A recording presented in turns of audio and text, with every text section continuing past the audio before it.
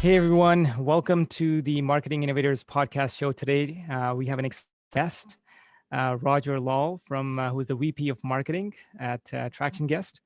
So, hey Roger, how are you doing? Good, good. Thanks for having me on the show. Excellent, excellent. I was going through your profile online, so what I'll do is maybe ask you to introduce yourself and give us a little bit about your background. Sounds good. So, as you mentioned, Roger Lall, VP Marketing here at Traction Guest. I started my career several decades ago doing sales and marketing for an enterprise resource planning software integration kind of scenario. It was actually a subsidiary of a BC based company, and we were doing work out in Korea. So started way off in Asia, doing sort of sales and marketing for ERP systems. Did that for several years, came back to Canada, did a stint with a system integrator, value-added reseller. Did that for a few years, moved over and worked for RIM/BlackBerry for probably about a decade, maybe a dozen years there. And really that became the foundation of a lot of what I'm doing currently in terms of product marketing, a lot of field marketing exposure. As responsible for the vertical or industry program at RIM, as well as, interestingly enough, spent some time in the analyst relations area. So started understanding more about market research, competitive intelligence, things of that ilk. From there, moved into more of a startup scale-up kind of phase. So started working for a couple different organizations. One was a content management company just based outside of Toronto. Again, sort of scale-up type organization. Moved from there to a health tech company that actually just recently went public. So very, very glad for them. And then have recently joined Traction Guest, which is an organization looking at physical security and solutions thereof. But again, sort of another great Canadian scale-up type opportunity. Wow, I mean, that's such a diverse experience. I mean, you have had the opportunity to go across the world, work in, was it South Korea? It was South Korea. Not So I've North worked Korea. there. Okay, good. No, thankfully not North Korea. I worked in South Korea. I've done quite a bit of time done quite a bit of time working in Europe, Wow. and a little bit of personal time traveling Latin America. So Excellent. So you probably learned a lot from that experience, working in all these different places, as well as, I'm assuming when you were at RIM, that is, RIM was one of the pinnacles of, technology at one stage, and they were so advanced at many different levels. So you probably learned a lot from that experience and brought that experience to Traction Guest. So what does that background look like? I mean, how has that helped with your for work sure. here at Traction Guest? It's interesting, we joke about RIM and BlackBerry and the demise thereof. I enjoyed some of the ups, quite a bit of the ups, and a little bit of the downs, and then I moved on. But look, it's interesting. They've actually pivoted, and they're now a renewed company. And if I were to tell you that there's this tech company making billions of dollars and global organizations serving Fortune 500, you'd be all excited about it. But if I told you they're BlackBerry, you're like, oh, not as much. So it's, I think they've done some incredible things as they pivoted out of their former self. But from that time, I take so many great experiences. We really built a category. And it's hard to remember back then, but there really was no concept of the smartphone. There were PDAs, there were T9 type flip phones out in the market. There was this burgeoning notion that there could be some sort of a tool that merged at that time. It was email with your cell phone, and we were really a pioneer in building up that category. And it's interesting, I take a lot of the sort of category creation type lessons from that experience, and I brought them over. When I was at AdLib, looking at content management, we built up a new category around content analytics, which got recognized in Forrester and Gartner and places like that.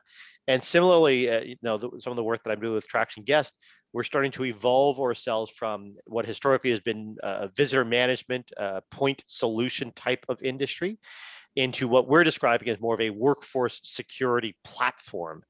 So something that is much more extensible and highly integratable, and really a much more cross-functional in nature. So, this notion of building out a category and being a leader in a new area, I think has driven a lot of my career interest following RIM.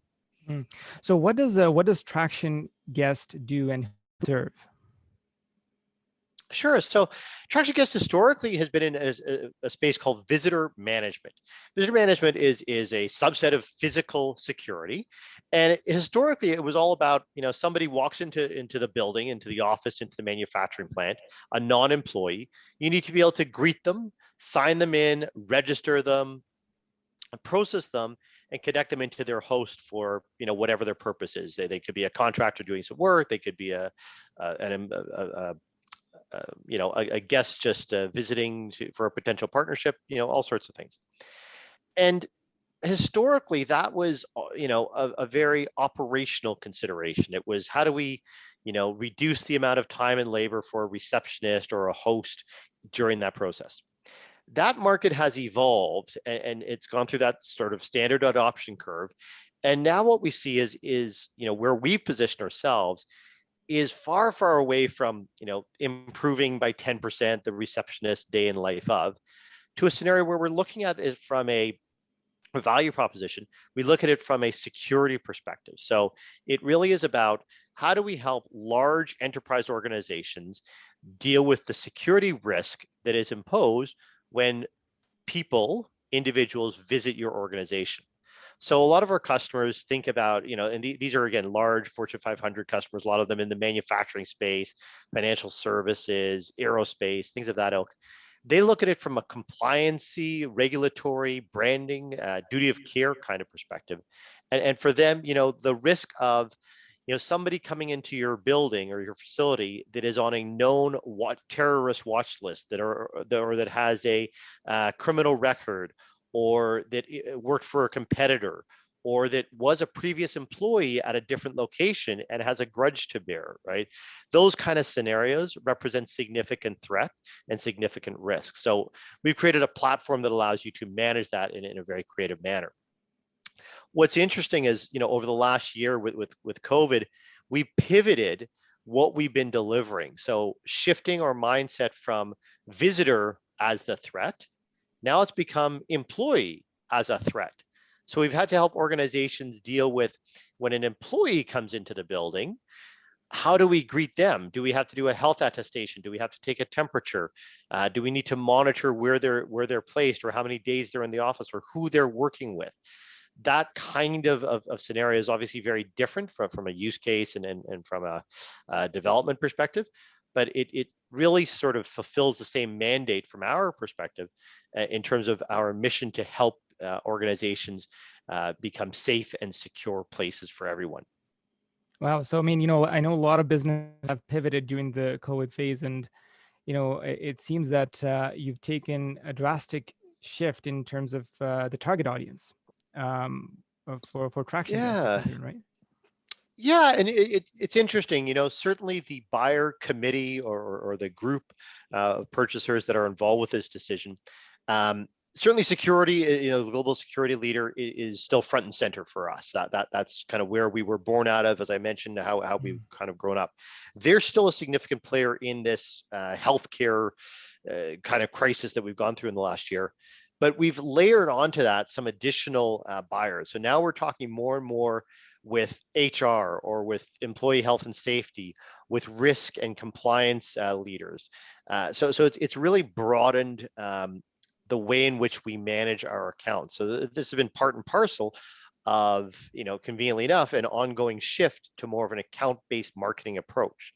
And this is something we would have gone to naturally, but I think COVID's kind of sped us up by 6 to 12 months. So we were moving from maybe security into risk, into operations, into compliance, and here we've kind of gone HR, EHS, risk, operations, or whatever that landscape is, whatever the direction is. And so we've got two kind of ends coming together to create an entire account perspective for us. Hmm. So you mentioned account-based marketing, and I know a lot of companies. It's a very focused, very specific, and highly intensive form of marketing that that takes a lot of effort. I'd be interested to know a little bit more, and also because of our audience here, that what kind of marketing has really worked well for Traction Guest, and what kind of results have you had from account-based marketing? Sure. So we've just got into the account-based journey, and I really do think it's a journey. I'll start with Yeah. that. I also think you need to balance. So we have, historically been very much, and actually it's been an interesting shift. So historically, it was actually a lot of SMB kind of accounts that we were dealing with, and as I mentioned, very much an operational ROI, replace the receptionist type value proposition. Then we spent a lot of time, so that was maybe 4 or 5 years ago. Then 2 3 years ago we got into more of a enterprise, complex security type sales. So a few things go along with it is we start to focus on our ideal client profile. We start to focus on larger versus smaller. We start to say deals are no longer, I'm making up the numbers, but they go from $3,000 deals to $30,000 deals. They go from 3-week sales cycles to 3-month sales cycles. They go from 3 people on the purchasing decisions to 13 or 14 people in the decision cycle. So we've been going through that journey over the last little while, and COVID kind of hits and takes us off a little bit, maybe sidetracks us a little bit, but also gets us further along that journey to a broader sense of what the account looks like. And so today, in the last quarter, we've just put together our target account list. So a bit of orchestration effort between sales and marketing to define, not just saying sort of enterprise or ideal client and persona, but now getting into here are the specific 100 or so companies that we're going to be looking to target. From that, we've been drilling out on who are the contacts within those organizations, and now looking at how do our set of demand gen activities overlap and support that account-based marketing sort of initiative. So that's kind of where we're at right now. Is we're sort of bridging that gap between, we still need leads, we still need pipeline, we still need to make it to the next quarter, but we definitely want to see more of this account-based marketing area sort of grow up. So I think it's a balancing act as opposed to flipping the switch. I think I've seen many organizations sort of flip the switch. I would argue that that's a particularly risky move. And my concern is with a lot of account-based marketing, just because you are interested in Coca-Cola doesn't mean that Coke is interested in you, right? And so you Right. need to still be doing that demand gen type activity to find the Pepsis and the Sprites and the whatever else that might happen to be out there. Absolutely. And it's worthwhile the investment when it comes to, creating programs related to account-based marketing if you're targeting specific leads or specific clients. But when it comes to that demand generation or creating awareness for traction guest, have you tried any other marketing methods that have worked well? Yeah, I mean, certainly traction guest, and I'd say throughout my history, I probably touched just about everything. Content marketing, trade shows, direct marketing, large events, small boutique events, you name it, I've probably done it, and some. Certainly some have been better than others. Traction guest, we're still early days. I joined probably 6 months ago, so we're still in the midst of transforming the marketing organization. And we've also got a whole bunch of things going on, right? We've got the shift into ABM, we've got the shift for demand gen and numbers and pipeline and marketing. We've got a shift in terms of that enterprise focus. We've got a shift in COVID and product. We've got category creation. So we've got a lot of things on the go at the same time. So we from a marketing perspective, I'll be honest, we do a lot of conservative marketing. Our audience, again, is global security leaders, very conservative group. Not typically your tech savvy, digital media, SEOable kind of a group. They're not high LinkedIn, Facebook users. They tend to be a little bit reticent to engage. They tend to talk to a lot of their peers. So really, we're doing a lot of work in and around sort of content marketing and building up that area so that they have good, thick materials to go through so that they understand and can differentiate. We've been developing case study materials that they from a sort of social proof perspective. We've been leveraging a lot of associations and review sites. So trying to go where the customer is, as opposed to trying to bring them somewhere where they are not.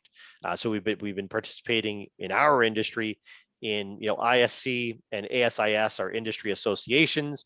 We participated in their webinars and their events.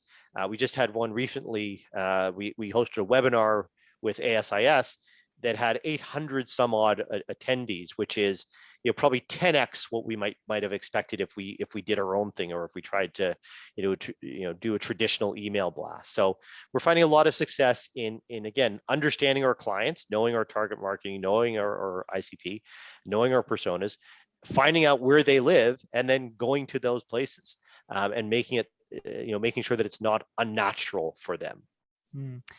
I find that the webinars are really an underutilized form of marketing that many companies sometimes don't spend the right amount of time towards. And I think that, you mentioned that you did this webinar, you've done webinars in association with other organizations, Sure. which I think is extremely powerful because they are the ones who are driving your target audience to the webinar, and you're able to basically showcase your solutions and your company to that audience. Yeah, I mean, I think a lot of organizations, and myself included, because I've done this certainly over the years, you put out webinars, you send out the email, you end up sort of talking to the same people about the same things over and over. I think by partnering with, they could be third-party associations, they could be, industry events, they could be analysts, they could be media, or even just frankly, vendor partners, channel partners, VARs, SIs in your particular space. That's how you start to expand the story and start to connect the dots to different audiences. And I think that's really, where the value and the interest comes. I'd also say, I think to some extent, the webinars that vendors put on, and myself included, are really more of video commercials or product descriptors or proof points. I mean, they're still valuable. They still tell a meaningful story. They still lead you down that nurture path. They still, depending on what the topic is, they can push you through, at the bottom of the funnel if they're a little bit more, ROI oriented or how-to videos. But I don't know that they're necessarily as top of funnel as we might like to think. And I think, some of these associations, on the other hand, are better utilized for broadening your reach and for getting out there. So I think it's important to kind of think and contextualize, and we probably have the wrong words as an industry. We sort of think about webinars, I don't know, a decade, 15 years ago, that became the big word. And now, videos and certainly Vidyard and YouTube have done a great job of turning this into a thing, another category. That's become, the on-demand, one-to-one personalized videos become a thing. And I think we oftentimes sort of merge or overlap the way that we think about them. And I think that can be sort of to your detriment. So I think, it's important not to overestimate or rely too much on any one tactic, I guess. Don't think that this webinar is going to be magical. No, it's one of many, and the webinar becomes an on-demand asset and becomes a video that goes further in the tunnel, in the funnel. It's something for a future newsletter, right? It's still great content. Then you can repurpose it and turn that into a blog post and turn that into an infographic or what have you.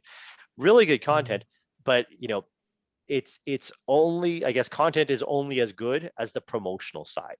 One of my pet peeves at a previous organization, and this is all on me, but we would come up with great webinar content, great PowerPoint slides and talk tracks and customer presentation stuff, but we would fail on the promotion side. We do sort of the standard 3 emails and away you go, and it's such when you think about the resources that went into thinking about the topic and coming with the title and figuring out the content, and then you just sort of do your 3 and you're done.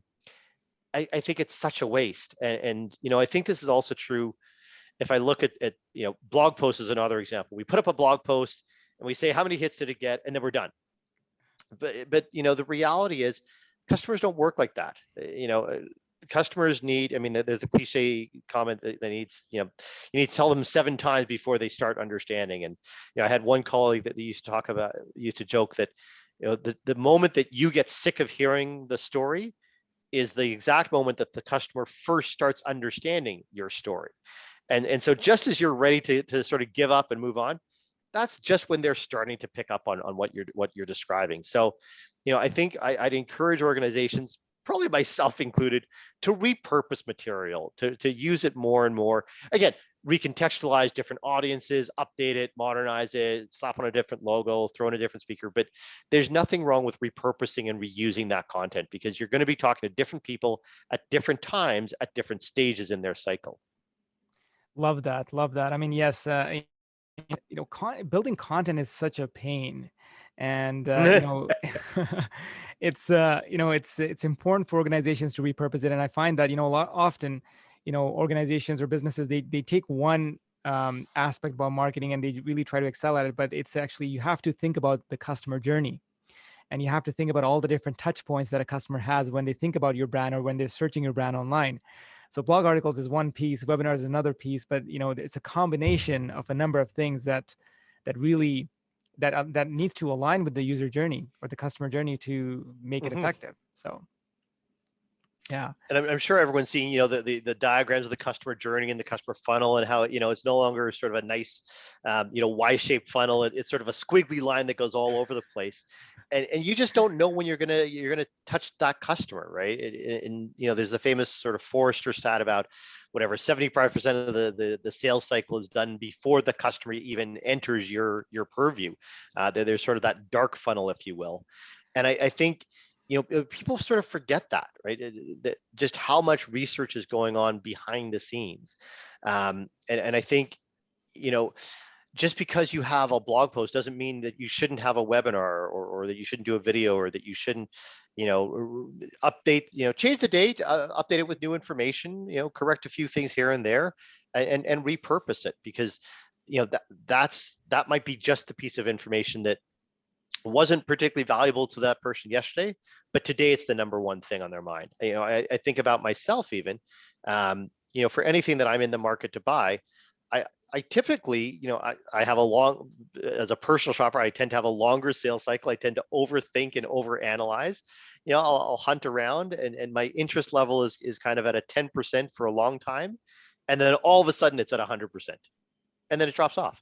And it's that catch of, how do you catch that window when it's 100%? That's right. That's right. Yes. Golden nuggets. Thanks for sharing Mhm. that. I mean, I think that it's a journey. Marketing efforts, you have to really understand it's a journey. It doesn't stop at one strategy or one tactic. So will be some of the 100%. big. You got to meet your client where they are, Yeah, in whatever medium they want, whatever time they want. And look, some people like to read, some people want to watch a video, and that same person that wanted to watch a video yesterday, today wants to read the article. that's You right. don't know. That's right. So when it comes to the vision for Traction Guest and where it's heading in Mhm. future, how do you see that? Because you mentioned that it has changed so much during COVID, and also it's evolving as well. Yeah. What is the future of Traction Guest? So there's a lot of great stuff going on, and we've just started repositioning ourselves around this notion of a workforce security platform.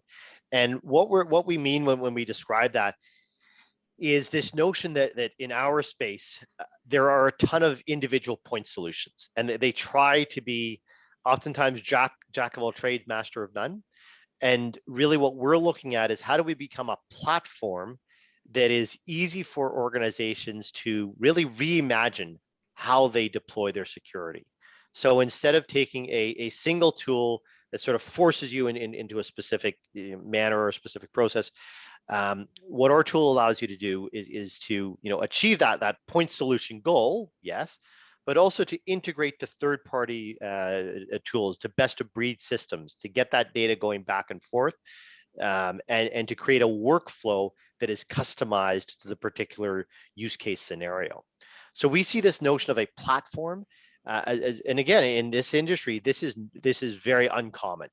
This is not how the industry has been built. It's been built off of, again, these very rigid point solutions that don't play nicely with the others. So we're a big believer in the notion of a platform that delivers, on visitor management, as I talked about, as sort of our upbringing, if you will, but also on what we describe as safety controls, health and safety controls, and also delivers on sort of critical communications and outreach.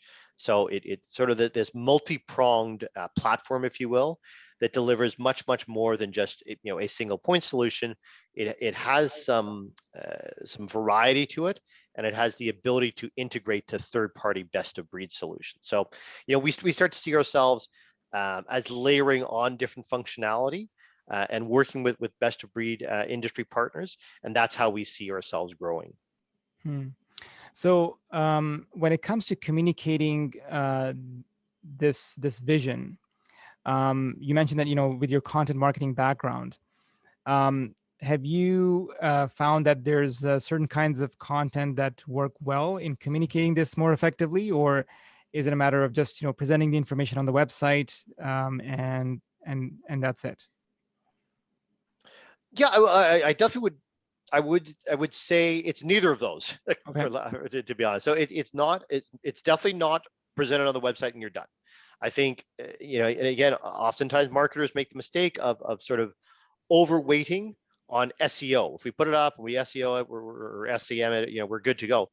That's one medium, and our organization is a perfect example where we have a relatively low fidelity, if you will, audience that isn't apt to search, to look online for these kind of things. They tend to talk within their community. So having the website is one part of it.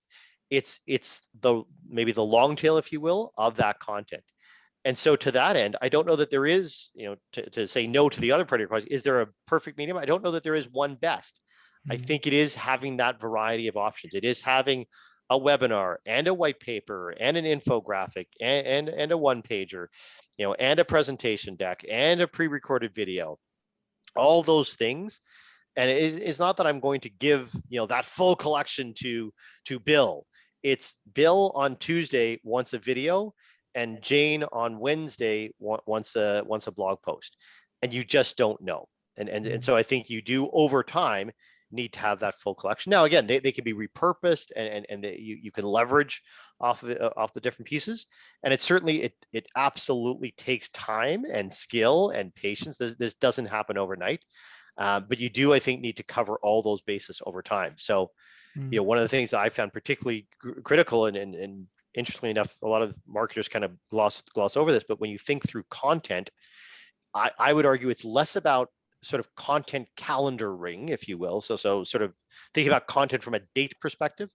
I like to think of content, if I picture sort of an Excel sheet, more from a sortability perspective of what audience is it hitting and what stage of the buyer's journey is it hitting, and what format is it hitting, and what vertical is it hitting, and what product is it hitting, so that over time you want to develop almost a content matrix whereby you start to have individual assets for any one of those combinations and permutations. So I want to have an infographic on product A, that is for vertical X. Well, we have that. We have something that fits that need, right? So I think it's building up the variety of content. Are there any metrics that you actually pay more attention to when it comes to measuring what is working and what isn't? It's funny. I was chatting with a colleague just this morning about that exact question, and I'll share what I shared with him. And so this is not my job interview question, because I have a much better one for how do you measure things, and there's lots of formal approaches. But my honest belief on content marketing, and I got to be careful how I say this, but what I'll say is I don't think you should measure it. And now let me put some qualifiers around it. Where I was going with this particular conversation was, I think it can be very spurious to connect the dot between I made a piece of content and we made revenue, or we got a higher close rate, or we have so many leads. I think that might be a team metric that we're collectively working on as a marketing group. We absolutely have those kind of things. But I think to say that this individual one-off white paper, whatever, or blog post is responsible for this pipeline, I think it does two things. I think one, it puts way too much, let's say, pressure or responsibility or what have you on that piece of content. And two, to be honest, it's a little insulting to all the other pieces that go along in terms of that attribution. So that a person went to see your blog might be because you had an awesome topic, you had a great speaker, you had an amazing SEO, you refresh, your technical guy just re-architected the website for mobile access. The demand team was promoting it in the newsletter. Like there's a dozen things that could happen that could make or break a given piece of content that don't necessarily have to do with the content. So I'm leery of making that spurious connection, because it sort of forces the content marketer to do unnatural things instead of just making a collection of great content. They'll do unnatural things to make this one piece force feed their way through the system, even if it's not the right thing to do for the customer. Right. So again, if I want to fake my way and force this one infographic to get 1,000 leads, I can do that. But is that the right thing to do? I might have had 10,000 leads instead of one if I spread it across a collection. Right. So I'm very leery of some of the metrics that I've seen out there. I do think you measure with all the content marketing type activities almost as management by objective. So it's more a framework around, and they've got to be appropriate measures. You've got to be, contextual to time, but you move step by step. So it might be, 10 case studies. That might be a thing. And it's not that every quarter we need 10. It's okay. We've done 10. That's no longer a big priority. We have a process in place. We can get the 11th one. We're not worried. Okay, this quarter we're going to really focus in, and we're going to build some infrastructure around, re-architecting the blog for better usability, findability, and maybe the metric that quarter is, time on site. Okay, and you work on that for a quarter, and you do a bunch of, you get better blog content and better infrastructure, and you do some great work. And then once that's in place, then you've got to look at the next goal and the next goal and the next goal. So I think, you've got to be constantly moving that needle. And I'm a big believer in not only moving the needle, but I think changing that a little bit, continuing to build and evolve. Otherwise, you're just sort of doing the same thing. You're saying, well, last quarter you got 100 hits. This quarter, get 150 and then 200. I don't think that's how marketers and frankly individuals thrive. I think you thrive by thinking bigger and bigger and different, and saying, well, this month, whatever, we got 100 hits. Next month, it's not that we want to get 150 hits. It's that we want to get, the same 100 hits, but we want them to stay longer on the site. Or, this quarter, we got them staying longer. Now we want to fix this next problem, which is getting them to convert, right? So you constantly evolve the objective. And that, I think, is how you set goals in sort of this step by step kind of basis. And again, going back to the point of aligning it with the customer journey, I think that's absolutely key. And as you are building these marketing assets and creating, the content and the different varieties of content, you can, then determine if it's aligning well with the journey or not, and if it's ultimately converting. Because I think conversion, that metric of conversion, is really, really important for companies to address. And sometimes you have, for example, with account-based marketing, what accounts you're targeting, right? Yeah. So it's a different strategy altogether. It is, and again, this is where I'll give an example. We just did, maybe a month ago. We have one customer, and the way that they've purchased, they have kind of a central purchasing division, and then disparate, let's say, divisions within the organization. So we've sold to that central group, but we have not sold to the disparate groups. So I worked with the rep to do a custom, one pager, helping for them to sort of in-sell within the organization. So, when one of those buying divisions purchases through the central group, using this one pager or whatever, using this video, using this asset, that's great, and it's revenue, but I'm not going to track it anywhere. There's no way for me to call that a lead. There's no way for me to, to say that that's a new opportunity. It was flagged 1.5 years ago because we've landed the customer, but we haven't done the penetration.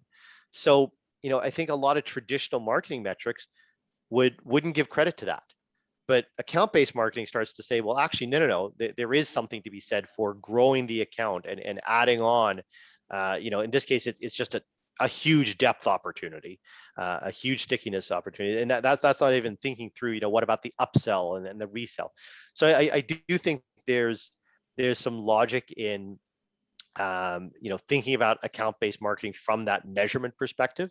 Not just in terms of, yes, percentage engagement of things of that ilk, but you start to think about the pipeline concept very differently, I think. That's true. So if you could go back in time, 5 or 10 years, what advice would you give your younger self? Oh boy, that's a great question.